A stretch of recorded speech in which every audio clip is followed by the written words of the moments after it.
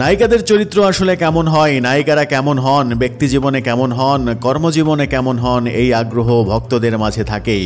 Showbiz তারকাদের প্রায় ব্যক্তিগত বিষয় নেটিজেনদের তোপের মুখে তাই পড়তে হয়।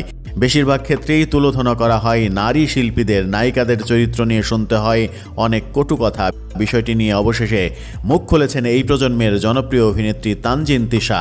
শুক্রবার ফেসবুকে লিখেছেন, কথায় কথায় নায়িকাদের চরিত্র খারাপ কেন ভাই? একটা মেয়ে সাধনা, অধ্যবসায়, পরিশ্রমের মাধ্যমে দীর্ঘ জার্নিতে অভিনয়টা ভালো করলেই নায়িকা হয়। আমরা পরিবারের চেয়ে লাইট, ক্যামেরা, অ্যাকশন সংশ্লিষ্ট মানুষদের সঙ্গেই বেশি সময় আমাদের কাটে। সেদিক থেকে এটাও আমাদের পরিবার। তানজিন তিশা আরও লিখেছেন, আর পরিবার হয়ে উঠলে গভীর সম্পর্ক হয়ে ওঠে। যেখানে সম্পর্ক আছে সেখানে ভুল বোঝাবুঝিও আছে।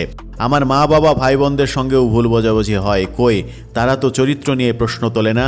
তাহলে আপনারা আমাদের কেমন পরিবারের সদস্য হলেন যে কথায় কথায় নায়িকাদের চরিত্র নিয়ে ছোট করেন?